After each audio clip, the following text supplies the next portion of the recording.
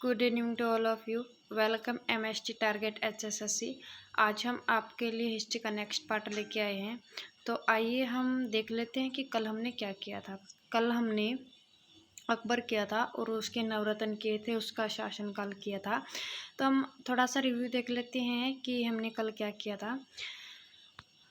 अकबर का जो शासनकाल है वो 1556 से 1605 तक था। इसका सबसे लंबा कार्यकाल था। अकबर के समय को हिंदी साहित्य का स्वर्ण युग कहा जाता है। 1556 से 60 तक बैरम खां के संरक्षक में रहा ये। और जब ये खुद स्वतंत्र होना चाहता था तो बैरम खां को इस बात पर क्रोध आया कि हाँ, अब तक मैंने इसकी सहायता की, लेकिन अब ये मुझे ये अलग हो रहा है और ये स्वतंत्र होना चाहता है। तो इसीलिए अकबर ने बैरम खां को हज यात्रा पर भेज दिया। और हज यात्रा पर जाते समय बैरम खां की मृत्यु हो जाती है गुजरात के पाटना में। और बैरम खां की पत्नी और सलीमा बेगम से अकबर को शादी करनी पड़ती है। और जो बैरम खां का बेटा था अब्दुल रहीम, अब वो अकबर का बेटा कहलाया था। अकबर ने कार्य करवाए थे। 1556 में दास प्रथा बंद करवा दी थी इसने। 1563 में तीर्थ यात्रा टैक्स बंद करवा दिया था इसने। और 1564 में जजिया कर बंद करवा दिया था। 1569 में सलीम का जन्म हुआ जो अकबर का बेटा था। 1571 के फतेहपुर सिकरी शहर बसाया था। 1573 में आगरा का किला बनवाया। 1576 में हल्दी घाटी का युद्ध हुआ था मानसिंह और महाराणा प्रताप के बीच में। 1575 में इबादत खाना बनवाया। 1581 में मनसबदारी शुरू करवाई, मतलब सैनिकों को, जो घुड़सवार सैनिक थे उनके पीछे कुछ पैदल सैनिक कर दिए थे। 1582 में दीन इलाही धर्म शुरू किया था। इस धर्म को बिरबल ने माना था। 1502 में बुलंद दरवाजा बनवाया गुजरात की जीत की खुशी में। 1505 में इसकी मृत्यु हो गई आगरा में और इसका मकबरा सिकंदरा में है। अकबर के नवरत्न जो हमने कल भी पढ़े थे, हम थोड़ा सा आज देख लेते हैं जिससे हमें ये ध्यान रहे कि कल हमने क्या किया था। अबू फजल, ये इसने अकबरनामा लिखी थी। फैजी कवि था। फ़कीर सेनानायक था। अब्दुल रहीम बाबरनामा का फारसी में अनुवाद किया था इसने। और मानसिंह जो है महासेनापति था। टोडरमल राजस्व मंत्री था। तानसेन संगीतकार था। बिरबल जो है हाजिर जवाब सलाहकार था। ये मूल दो व्याजाई, मतलब ये वरिष्ठ सलाहकार था। हल्दी घाटी का युद्ध मानसिंह और महाराणा के बीच में हुआ था। इसमें मानसिंह की जीत हुई थी। अकबर का जो मकबरा है वो सिकंदराबाद में है। जहांगीर,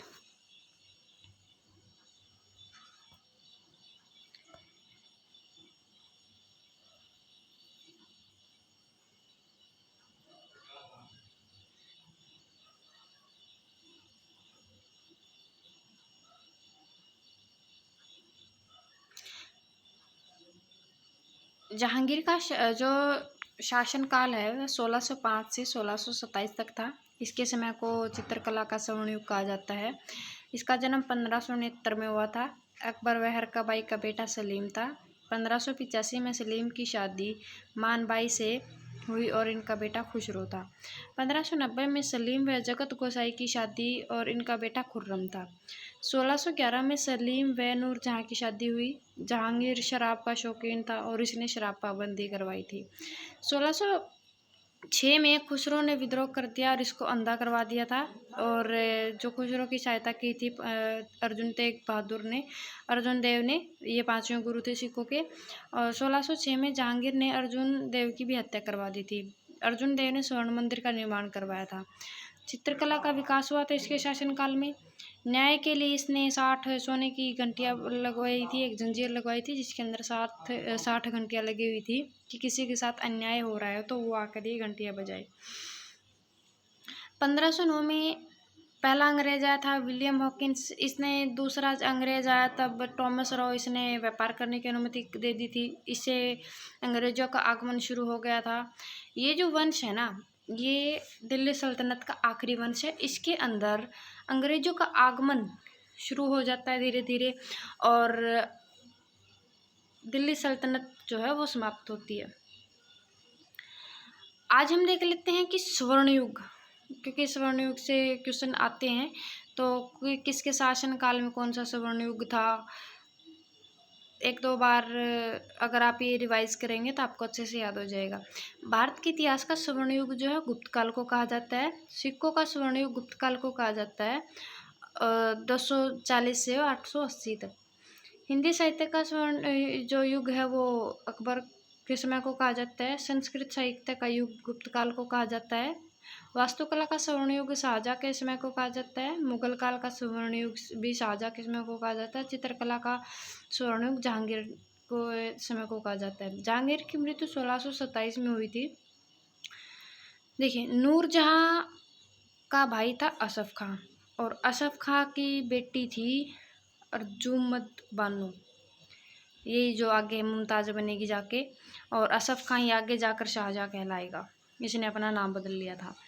जगत बाई का बेटा जो खुर्रम था, उसकी शादी अर्जुन बानो से करवा दी गई थी। अब जाहिर सी बात है, नूर जहाँ का भाई भी है असफ खां, और असफ खां की बेटी की शादी खुर्रम की से हो जाती है। अब जहांगीर की मृत्यु के बाद में क्या होता है कि जो ये तो जाहिर सी बात है अपनी बेटी का साथ देगा, ना कि बहन का। असफ खां की मदद से खुर्रम गद्दी पर बैठ जाता है, और नूरजहां 1611 में राजकार्य के लिए आगे आती है, लेकिन आसफ खां गद्दी पर बैठता है। नूरजहां को इसका गद्दी पर बैठना पसंद नहीं आता। हाँ, ये विद्रोह भी करती है, लेकिन इसे कहीं से कोई मदद नहीं मिलती, इस कारण ये इसकी कोई संतान भी नहीं थी, इसीलिए खुर्रम गद्दी पर बैठा था। खुर्रम ने अपना नाम बदलकर शाहजहाँ किया। शाहजहाँ का शासनकाल 1627 से 1658 तक है। वास्तुकला का स्वर्ण युग कहा जाता है। मुगल काल का स्वर्ण युग भी कहा जाता है इसे। पत्नी थी इसकी अर्जुमत बानो। इसका नाम बदला था मुमताज। राजधानी आगरा लेके आया। आसफ खां को इसने पीएम बनाया, जो मतलब इसने अपने ससुर को पीएम बना लिया था। नूरजहां को 2 लाख पेंशन देकर लाहौर भेज दिया।